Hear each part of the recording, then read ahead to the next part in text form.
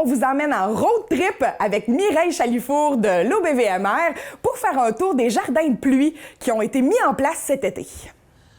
Aujourd'hui, dans la vallée de la Matapédia, on est en train de faire une tournée des jardins de pluie pour le saumon. En fait, c'est la finalité d'un projet qu'on a depuis un bon bout de temps, qui fait depuis 2014 qu'on a commencé avec la sensibilisation avec les citoyens. En 2012, d'ailleurs, les acteurs de l'eau du bassin versant déjà ciblaient la problématique de la gestion des eaux de ruissellement. On a remarqué qu'après la pluie, dans les centres urbains, proches des villes, il y avait des fossés qui rejetaient brun dans nos rivières à saumon. Fait que de fil en aiguille, les municipalités qui sont de Sébec, Val-Briand, qui ont passé par Amqui, on va ensuite au Lac-aux-Saumons, Cozapscal, Saint-Florence et Matapédia, pour bien toutes les nommer, parce qu'ils ont été des acteurs de changement, en fait, dans la vallée. Moi, je les considère vraiment des ambassadeurs de la gestion des eaux de pluie. Ils ont pris comme on peut dire, l'épaule à la roue et ont commencé à faire, OK, nous, on va faire des aménagements pour prouver que oui, c'est faisable pour des petites municipalités de faire des gestions des eaux pluviales pour notre voirie, parce qu'on a des municipalités qui ont une voirie rurale qui est avec une bonne pente.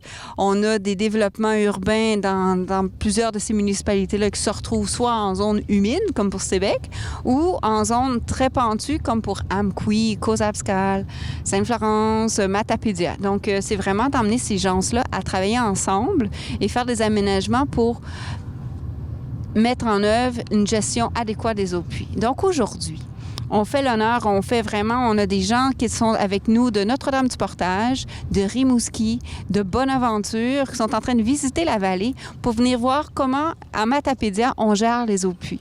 On a été voir les aménagements à la municipalité de Matapédia. On a des citoyens de plus que 24 aménagements qu'on était voir dans la municipalité de Matapédia, où il y a un bel arrimage qui s'est fait entre les aménagements de la municipalité et les aménagements des citoyens. Donc, on a des jardins de pluie qui sont aménagés, des jardins de pluie. En fait, c'est un endroit où on va prendre l'eau des gouttières ou l'eau des stationnements et on va l'emmener jusque dans un aménagement. Des fois, soit on voit ces aménagements-là, des fois, les gens font des butons, pour pouvoir mettre un arrimage, mettre des fleurs et tout. Nous, ce qu'on invite les gens, c'est de faire un creux. Puis que dans ce creux-là, on puisse cumuler les eaux de pluie, peut s'infiltrer. Donc, on va capter, infiltrer les eaux de pluie pour la ralentir, pour pas qu'on ait une surverse qui arrive dans nos rivières et qui crée de l'eau brune, qui crée une eau qui est inapte pour une bonne qualité de l'eau, pour ce qui est nos saumons, tous nos poissons qui vivent dans la rivière et les habitats aquatiques. Alors, le grand aménagement de ça, on visite également les débarcadères de bateaux. De ces débarcadères de bateaux-là, on va voir le débarcadère de Lac-aux-Saumons et le débarcadère de Val-Briand également. C'est des projets qui ça fait au moins 3-4 ans et même plus, qu'on a au moins, je dirais, 6 ans qu'on a dans la mire, puis qu'on a réussi à avoir les sous. Puis là, maintenant, les aménagements sont finis. À Lac-aux-Saumons, à Val-Briand, on a maintenant des débarcadères, ce qu'on dit durables. On n'a plus de sédiments qui s'en va directement dans le lac. On a vraiment coupé tout l'endroit, les sédiments, là, c'est les particules fines, parce que des débarcadères, il y a la zone de bateau, une grande zone de stationnement. Et généralement, quand il pleut, on a vraiment tout ce ruissellement là, qui arrive dans la zone des débarcadères de bateau, qui crée de la petite particule fine, qui fait que du sédiment mou là, quand on va se baigner, qui est vraiment désagréable. La croissance de plantes aquatiques. Il y a de la dermatite de baigneur aussi qui peut se mettre parce qu'on a plus de plantes et autres. Il y a plus de canards qui viennent s'y mettre. Donc, on vient vraiment nuire à une qualité d'habitat, là, tant pour savourer l'activité nautique dans ces endroits-là que pour qui est la qualité des eaux pour se baigner et pour profiter des aménagements qu'on a municipaux. Les résultats observés aujourd'hui sont vraiment, maintenant, on a des aménagements que ça fait 2 ans qui ont été faits, donc on peut les voir en fleurs.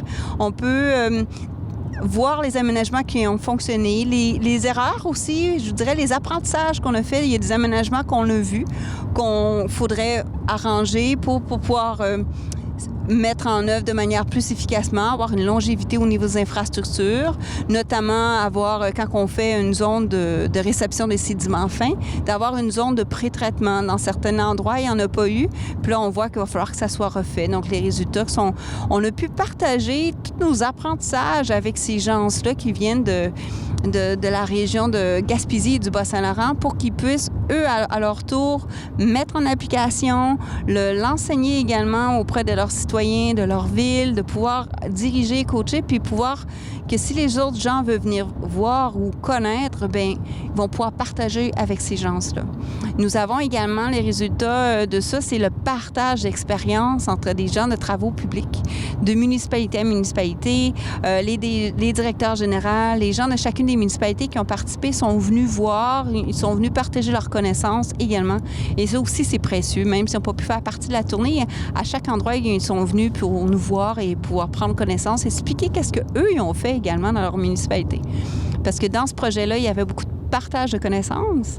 Puis, on a pu voir qu'en plus de faire les aménagements qui étaient prévus dans le projet, ces municipalités-là, ils ont été dans d'autres aménagements. Ils ont aussi mis en pratique à d'autres endroits dans toute leur municipalité pour vraiment commencer à faire une gestion durable des eaux de pluie. Et le résultat, ce qu'on entend, c'est que c'est bénéfique, c'est durable. Ça a été au profit d'une voirie qui a moins été ravagée au printemps, par exemple, ou dans les zones d'inondation, que les ornières n'ont pas toutes remporté l'eau au printemps. On a pu l'entretien qui est minimalisé, finalement, au niveau des fossés, parce qu'on a juste à nettoyer les petits bassins de sédimentation qui sont dans les certains endroits. L'impact, on le voit en bas également. On a beaucoup moins de matière en suspension, de sédiments fins, de particules fines qui arrivent à la rivière. Ça marche, c'est fonctionnel, c'est simple. Puis c'est tellement pas compliqué à faire, c'est juste d'adopter ce savoir-faire-là. Nous, on est à la fin de ce projet-là en tant qu'au niveau des sous du projet. Donc, qu'est-ce qu'on veut faire? Fait qu'on veut rencontrer les municipalités qui sont présentes et on veut savoir où ils veulent aller dans cette optique-là. On sait qu'il y a un projet en ce moment qui va être déposé pour certaines municipalités sur la gestion durable des eaux de pluie où tous les plans et devis qui ont été faits pour ces municipalités-là, on va essayer d'aller chercher les sous pour les mettre en œuvre. Donc, on va voir les municipalités qui vont se mettre en action. Donc, il va y avoir d'autres aménagements qui vont venir. On va voir les dépôts vont se faire à la fin de septembre. On va savoir s'il y a des sous qui vont arriver cet hiver.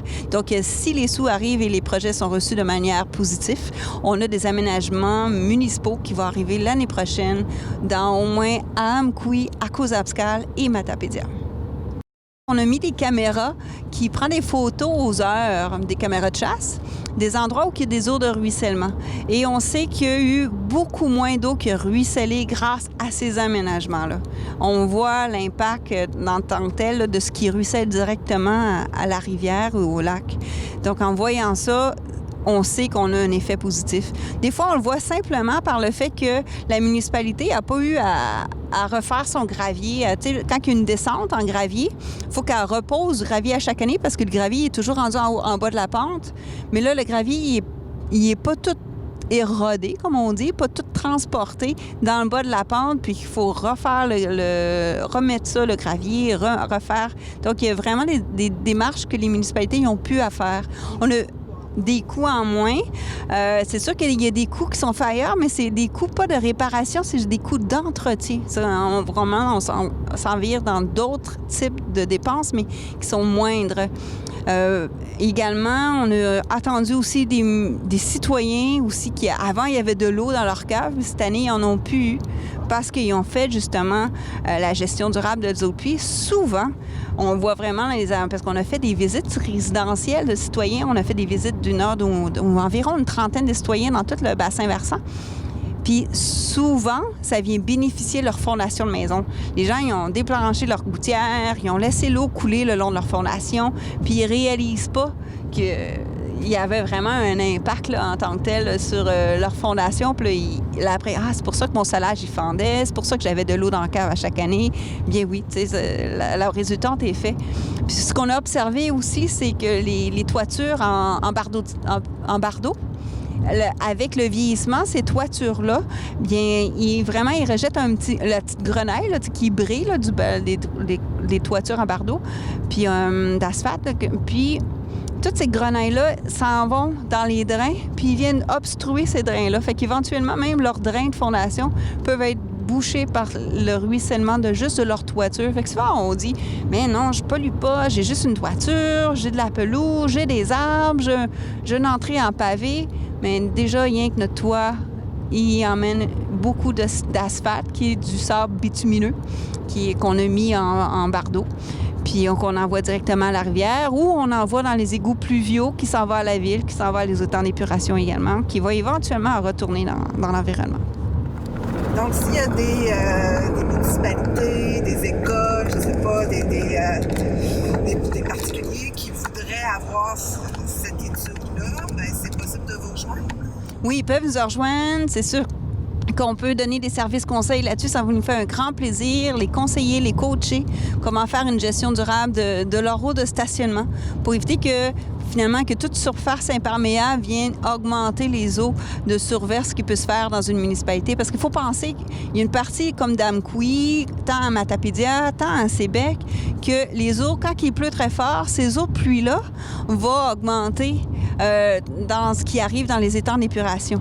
Par exemple, aujourd'hui, à Amqui, Stéphane nous disait comme quoi que, mettons, il y a 3000 mètres, je me souviens plus, là, je pense que c'est 3000 mètres cubes qui arrivent, mais il va y avoir 4000 mètres cubes qui va arriver de plus quand il y a une grosse pluie.